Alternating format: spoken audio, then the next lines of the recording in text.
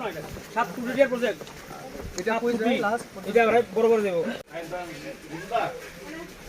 নমস্কার আপনার কয় আপনি কি করে এটা তাও 9 বছর চলে 9 বছর দেশ নেই সমাজ নির্বাহী প্রোগ্রাম থেকে যেমন কেন্দ্রীয় মন্ত্রী সভা কোনোদিন চিনি বুকিং করা মন্ত্রী এসটি মন্ত্রী 8 জন করে পুরিলা তাকলাই বন্দে মাতরম বন্দে মাতরম বন্দে মাতরম সকল জানাই স্বাগতম স্বাগতম স্বাগতম স্বাগতম স্বাগতম স্বাগতম ত্রিপুরা মাথা থেকে বিজয় করে বিজেপিতে যোগদান কারীদের জানাই স্বাগতম স্বাগতম স্বাগতম। বিধানসভা নির্বাচনের আগে আমরা দেখেছিলাম যে ত্রিপুরা মথা দলের সেখানে একটা উত্থান, আর এই সময়ে দেখছি ত্রিপুরা মথা দলের ভাঙন এবং একটা ব্যাপক অংশের ত্রিপুরা মথা দলের কর্মী সমর্থকরা শাসক দল বিজেপিতে যোগদান করছে।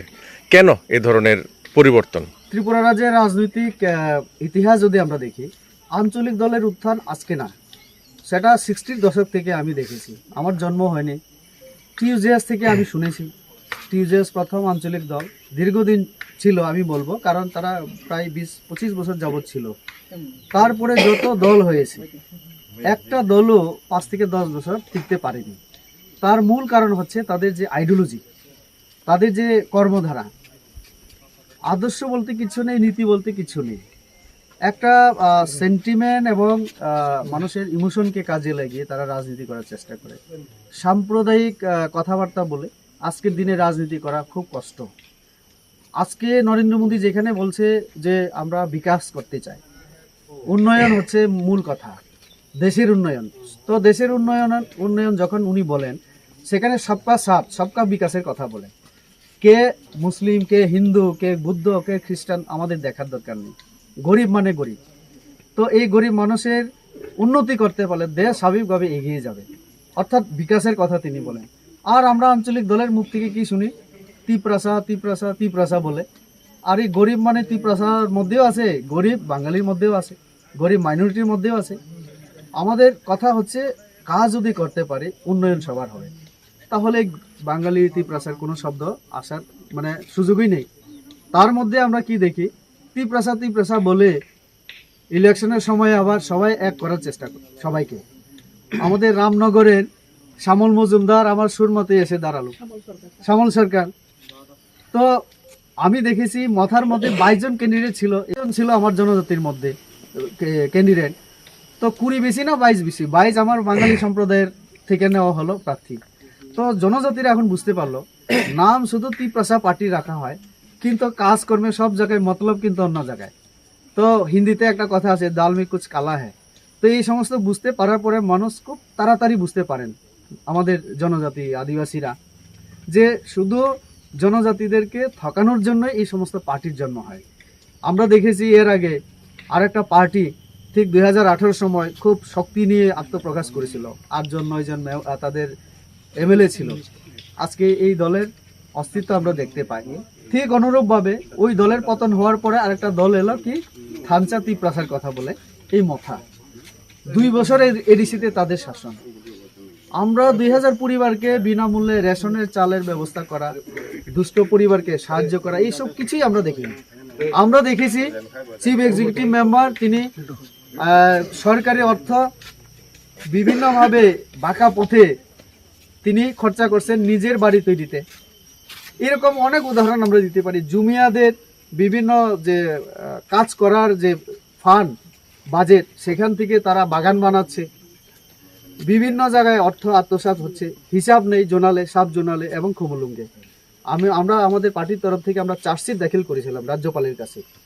আমরা বলেছিলাম অডিটর জেনারেল অ্যান্ড কন্ট্রোলার আমাদের ভারত সরকারের একটা চিঠিতে অভিযোগ করেছিল যে টিটিএডিসিতে কোনো আর্থিক শৃঙ্খলা নেই, তারা সরকারি নিয়মকানুন মানে না, সংবিধান মানে না। কারণ সংবিধান অনুসারেই অডিটর জেনারেল অ্যান্ড কন্ট্রোলারকে নিয়োগ করেন রাষ্ট্রপতি।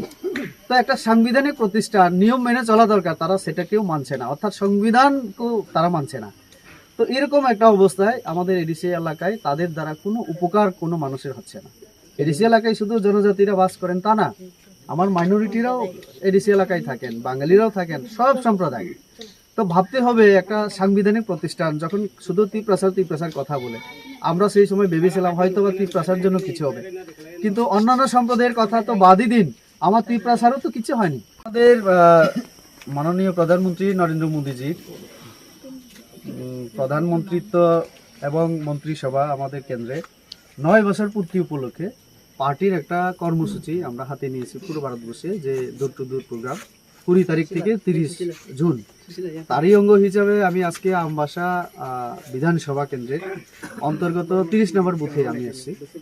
এখানে বাড়ি বাড়ি সকাল থেকে আমরা করার পরে আমাদের মাইনরিটি এলাকায়, জনজাতি এলাকা দুইটা পাড়াতেই আমরা আসার পরে আমাদের নরেন্দ্র মোদীজির কাজকর্মে তারা সবাই খুশি জাহির করে আজকে 13 পরিবারের, সেখানে 2-3 পরিবার আমাদের মাইনরিটি এবং বাকি 9-10 পরিবার আমাদের জনজাতি পরিবার আমাদের পার্টিতে যোগদান করেছেন এবং আমাদের সঙ্গে কাজ করার অঙ্গীকার তারা ব্যক্ত করেছেন। আমাদের 9 বছরে আমরা দেখেছি নরেন্দ্র মোদীজি দেশকে সেবা দিয়েছেন, সুশাসন দিয়েছেন এবং গরিব কল্যাণের জন্য কাজ করেছেন।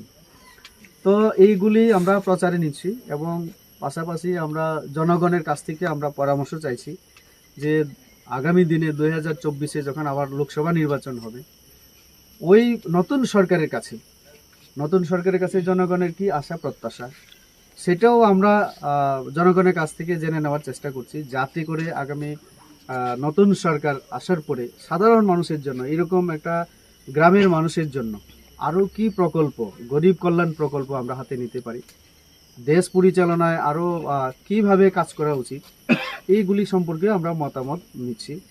তো এই যে কার্যকলাপ আমাদের, এক তো জনগণের কাছে যাওয়া, মোদির সেবা, সুশাসন, গরিব কল্যাণ সম্পর্কে বলা, অন্যদিকে তাদের থেকে আবার পরামর্শ গ্রহণ করে আমরা আগামী দিনে চলার পথ আমাদের ঠিক করা।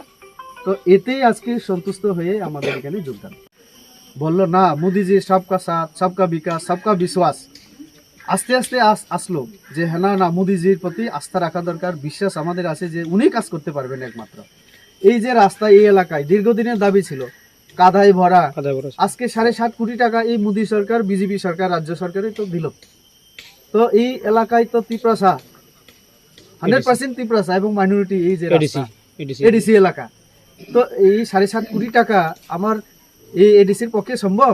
কখনো না। আর যেটা সম্ভব সেটাও তো করছে না তারা।